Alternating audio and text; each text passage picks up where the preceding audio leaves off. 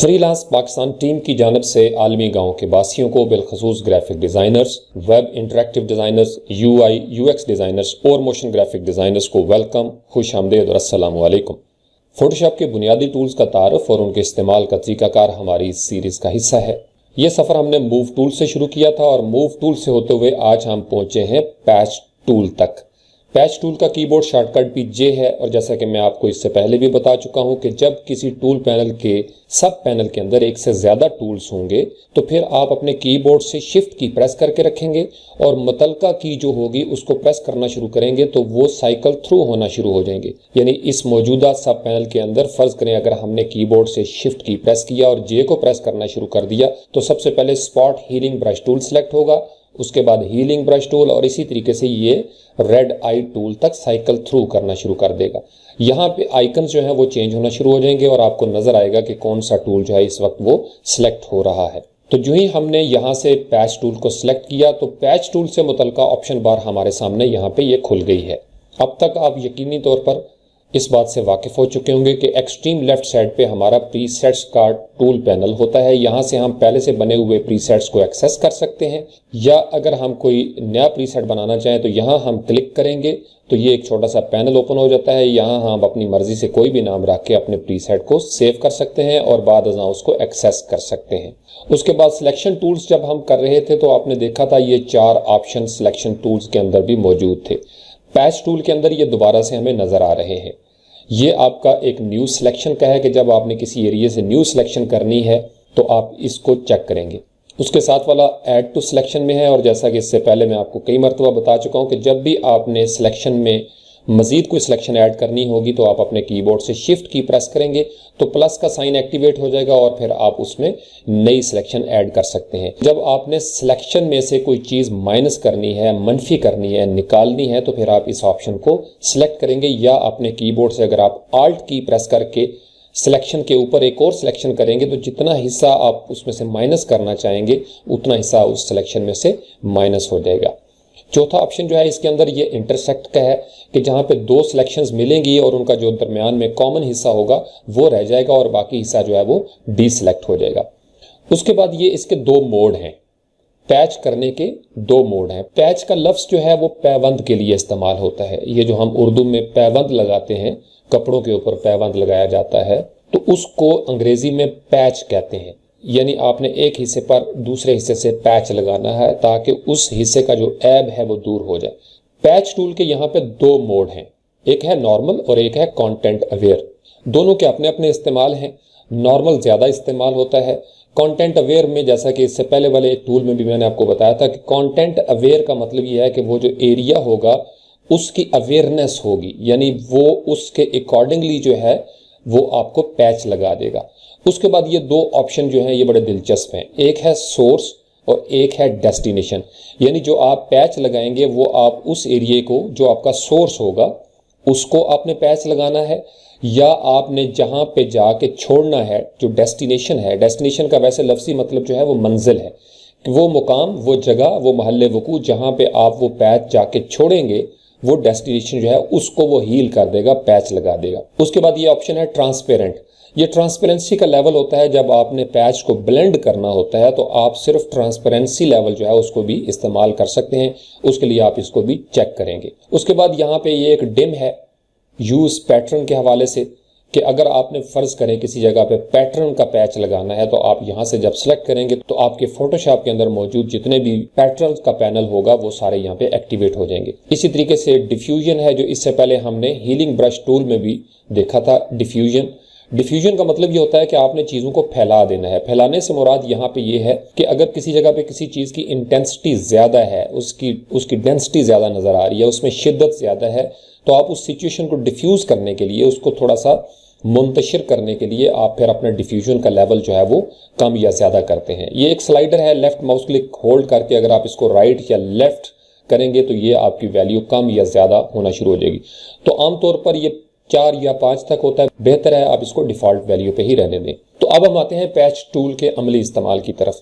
यहाँ से हमने पैच टूल सेलेक्ट किया, न्यू सिलेक्शन हमारा यहाँ से सिलेक्ट है और मोड हमारा नॉर्मल है। और पहले हम देखते हैं कि सोर्स वाला एरिया जो है ये अगर प्रेस होगा तो सोर्स में हम पैच कैसे लगाएंगे। अब ये हमारे सामने एक खूबसूरत इमेज है मोर। अब यहाँ से लेफ्ट माउस क्लिक से आपने एक बिल्कुल रफ सी उसके इर्द गिर्द उसको प्रेस करके रखना है और एक फ्लूइड सी बिल्कुल रवा सिलेक्शन आपने यहाँ पे कर देनी है। जो ही ये सिलेक्शन मिलेगी तो इस तरीके से ये आपको नजर आएगा कि ये मार्चिंग एंड्स जो हैं, ये जो चींटियां सी चल रही हैं, ये हमें बताती हैं कि हमारी सिलेक्शन जो है वो हो चुकी है। तो अब हमारा चूंकि यहाँ पे ऑप्शन में मोड सिलेक्ट है सोर्स, तो जो ही हमने इसको लेफ्ट माउस क्लिक प्रेस करके, अब चूंकि हमारी सिलेक्शन थी, अब आप ये देखें ये मूव कर रहा है, तो जो ही आप इसको यहाँ पे आके लाके छोड़ते हैं, बूम, अब इसने किया क्या, मैं कंट्रोल डी से डी सेलेक्ट करके आपको दिखाता हूं। चूंकि आपका सोर्स यहाँ पे सिलेक्ट था और आपने पैच जो है वो सोर्स पे लगाया, तो जब आपने सोर्स को सिलेक्ट करके उसको राइट साइड पे या लेफ्ट साइड पे कहीं पे जाके आपने उसको छोड़ा, तो उसने क्या किया दरअसल कि ये जो सराउंडिंग पिक्सल्स थे यहाँ से उसने डाटा अंडरस्टैंड किया, रीड किया कि अच्छा आप जो है वो ये करना चाहते हैं, तो उसके मुताबिक उसने कुछ हिस्सा यहाँ से लिया, कुछ टॉप से लिया, कुछ यहाँ से लिया, कुछ यहाँ से, और वो जो हमारा सोर्स था उस जगह पे उसने पैबंद लगा दिया, यानी पैच टूल का इस्तेमाल कर दिया उसने। अब मैं आपको कंट्रोल जी करके एक दूसरा ऑप्शन जो है वो मैं यहाँ पे दिखाता हूँ। अब अगर फर्ज करें हम करते हैं डेस्टिनेशन, सिलेक्शन हमारी वहाँ पे है, चूंकि मैंने कंट्रोल जी करके अनडू किया था और मैं सिलेक्शन तक आ गया।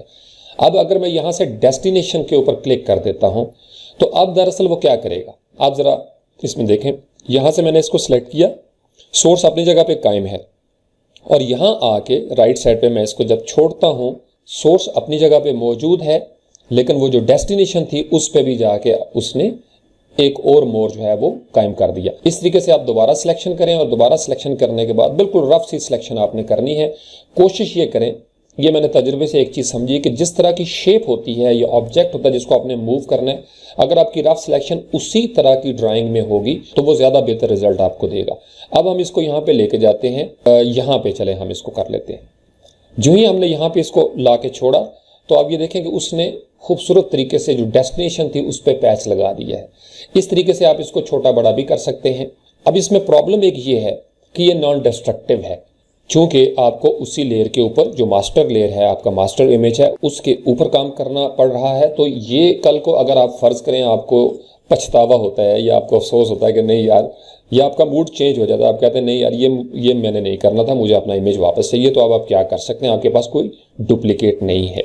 तो इसके लिए बेहतर इस्तेमाल ये है कि अगर ऐसी सिचुएशन हो, चूंकि इसमें सैंपल ऑल लेयर का ऑप्शन जो है वो हमारे सामने नज़र नहीं आ रहा, तो फिर ऐसी सूरत में आप क्या करेंगे, आप कंट्रोल जे, कीबोर्ड से कंट्रोल प्रेस करके जब आप जे करेंगे तो ये एक इमेज जो है ये डुप्लीकेट बन जाता है। अगर आप इस तरीके से कंट्रोल जे से नहीं करना चाहते तो फिर आप इस लेयर के ऊपर लेफ्ट माउस क्लिक करें, इसको यहाँ नीचे ड्रैग करके लेके आए, और ये जो लेयर का यहाँ पे आपको नजर आ रहा है, लेफ्ट माउस क्लिक से यहाँ पे ला के इस लेयर को छोड़ेंगे तो इससे भी ये बैकग्राउंड की जो है एक उसने कॉपी बना दी है।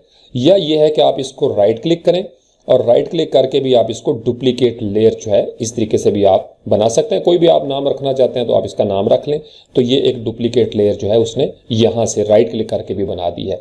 इसी तरीके से अगर आप यहाँ पे लेयर पैनल में भी आए, ये लेयर आपकी फर्ज करें ये सिलेक्ट है, आप यहाँ पे लेयर पैनल पे आए तो लेयर पैनल से आके भी आप डुप्लीकेट लेयर जो है इसको एक्टिवेट कर सकते हैं। जो ही आप यहाँ से इसको क्लिक करेंगे तो ये आप उसी तरीके से नया नाम रख के अपनी लेयर को डुप्लीकेट कर सकते हैं। तो ये 4-5 मुख्तलिफ तरीके हैं। फोटोशॉप में एक ये बात याद रखिए, इसकी ये एक बड़ी खूबसूरती है, इसमें एक काम को करने के 4-5-6 तरीके हो सकते हैं। हो सकता है कोई एक तरीके से करता हो, कोई दूसरे तरीके से करता हो। यही वजह है कि हर एक के रिजल्ट जो हैं वो मुख्तलिफ होते हैं। हर बंदे की अपनी टेक्निक है, अपना उसका एक रुझान होता है, जिस तरीके से उसको सहूलत महसूस होती है या बेहतर लगता है या वो कन्वीनियंस महसूस करता है, उस तरीके से वो काम करेगा। अब हमने एक डुप्लीकेट बनानी है, कंट्रोल जे। अब इसके ऊपर आप जितना मर्जी पैच लगाएंगे, वो चूंकि डुप्लीकेट के ऊपर है, आपका जो मास्टर इमेज है वो नीचे लॉक्ड लेयर वो सेफ रहेगी। अच्छा, अब हम देखते हैं कि ये नॉर्मल मोड में तो डिस्ट्रक्टिव था, लेकिन अगर हम पैच टूल के कंटेंट अवेयर मोड को सिलेक्ट कर लें तो फिर आपने देखा उसके अंदर ये सैंपल ऑल लेयर्स का ऑप्शन आ गया है कि यहाँ पे जब हम इसको क्लिक करेंगे तो फिर आपको डुप्लीकेट बनाने की ज़रूरत नहीं। फिर आप इसके ऊपर कोई ब्लैंक लेयर बनाएं, यहाँ से हमने इसको सिलेक्ट किया। अब जब सैंपल ऑल लेयर्स का ऑप्शन आया है तो आपने देखा उसके अंदर वो जो सोर्स और डेस्टिनेशन वाले ऑप्शन थे वो गायब हो गए हैं। तो ये दोनों में फ़र्क है। नॉर्मल के अंदर सोर्स, डेस्टिनेशन, ट्रांसपेरेंट और यूज पैटर्न जो है ये ऑप्शन नजर आते हैं, लेकिन सैंपल ऑल लेयर उसके अंदर मौजूद नहीं है। इसी तरीके से कंटेंट अवेयर को जब हम सिलेक्ट करते हैं तो इसके अंदर ये दो नई चीज़ें जो हैं ये इंट्रोड्यूस हो जाती हैं, स्ट्रक्चर और कलर। लेकिन ये जो है सैंपल ऑल लेयर ये नॉन डिस्ट्रक्टिव वर्क फ्लो के लिए आपके सामने मौजूद होता है। तो आपने यहाँ से सिलेक्शन की, सिलेक्शन करके अब हम यहाँ पे जब ला के इसको छोड़ते हैं, जो ही आपने यहाँ पे ला के इसको छोड़ा तो कंटेंट अवेयर ने दरअसल क्या किया, उसने रीड किया और बहुत खूबसूरत अंदाज में उसने इतने एरिया को सिलेक्ट कर लिया। अब इस तरह के जो छोटे मोटे हैं, फ़र्ज़ करें उसको आपने दोबारा से सिलेक्ट किया, सिलेक्ट करके आपने उसको राइट या लेफ़्ट छोड़ा जहाँ आप समझते हैं कि बेहतर उसके पिक्सल्स ब्लेंड हो सकते हैं, और इस तरीके से आपका इमेज जो है वो कंटेंट अवेयर ने खूबसूरत तरीके से बिल्कुल खाली कर दिया। ये मैंने अपने कीबोर्ड से आल्ट की प्रेस किया, लेफ्ट माउस क्लिक से जब आप इस आई के ऊपर, ये जो लेयर पैनल के अंदर है, आल्ट की प्रेस करके जब आप इसके ऊपर क्लिक करते हैं तो वो आपको वो वाली लेयर जो है वो शो या हाइड करती है और बाकी लेयरें जो हैं उनको हाइड कर देता है। सिर्फ वही लेयर आपकी शो करेगा जिसके ऊपर आपने आल्ट प्रेस करके लेफ्ट माउस क्लिक से आपने क्लिक किया होगा। तो ये था कंटेंट अवेयर के हवाले से। अब इसमें स्ट्रक्चर है, इसको बेहतर है कि आप डिफ़ॉल्ट वैल्यू पर रख दें। बाज़ प्रोजेक्ट्स होते हैं जिसमें आपका स्ट्रक्चर जो है वो राइट लेफ्ट करके आप इसको 1 से 7 तक इसका स्ट्रक्चर बढ़ाना पड़ता है इसको। इसी तरीके से कलर की वैल्यू है 0 से लेकर 10 तक, आप इसको चेंज करके भी देख सकते हैं। कहीं पे फ़र्ज़ करें कलर्स जो हैं वो ब्लेंड ठीक नहीं हो रहे तो फिर आप कलर के स्लाइडर से कलर की वैल्यू आगे पीछे कर लेते हैं, लेकिन डिफ़ॉल्ट वैल्यू ज़्यादातर जो है वो ठीक चलती है। उसके बाद हम दोबारा आते हैं नॉर्मल की तरफ। सोर्स और डेस्टिनेशन जो है वो हमने कर लिया, डुप्लीकेट लेयर यहाँ पे हमने बना ली। अब मैं आपको बताता हूँ कि ट्रांसपेरेंट दरअसल क्या करता है। यहाँ से आपने ट्रांसपेरेंट का जो ऑप्शन है उसको चेक कर दिया, लेफ्ट माउस क्लिक से इसके ऊपर क्लिक करेंगे तो ये टिक मार्क आ जाएगा। इसी तरीके से रफ सी एक सिलेक्शन आपने मोर के इर्द गिर्द या कोई भी ऑब्जेक्ट जिसको आप पैच लगाना चाहते हैं इसको आपने यहाँ से लगाया, और जब हम इसको यहाँ पे ला के छोड़ते हैं लेफ्ट या राइट साइड पे, ट्रांसपेरेंसी ने दरअसल क्या किया, आपका ऑब्जेक्ट उसी जगह पे मौजूद है लेकिन उसके ऊपर ट्रांसपेरेंसी जो है वो पैच लगा दिया उसने, थोड़ा सा उसको ट्रांसपेरेंट कर दिया है। तो बाज़ औक़ात इसकी भी ज़रूरत पड़ती है। ये अब आपके जहन के ऊपर है, आपके प्रोजेक्ट की नेचर के ऊपर होता है कि आपने इसको किस तरीके से और कहाँ पे ये आपकी ज़रूरत पड़ेगी। तो ये था ट्रांसपेरेंट का लेवल। उसके बाद है पैटर्न का। आप फ़र्ज़ करें यहाँ से आपने इसको सिलेक्ट कर लिया, बिल्कुल एक रफ से आपने सिलेक्शन की, तो अब ये देखें इसके अंदर ये एक पैटर्न का ऑप्शन है। मैं इसको यहाँ से क्लिक करता हूँ तो मैं अपने पैटर्न जो है वो एक्सेस भी कर सकता हूँ। ये छोटा सा एक गेयर आपको बना हुआ नज़र आ रहा है, यहाँ से आप मज़ीद पैटर्न जो है उन तक एक्सेस हासिल कर सकते हैं। आप अपनी मर्ज़ी से यहाँ पे लोड भी कर सकते हैं, आप सेव कर सकते हैं, आप रिप्लेस कर सकते हैं।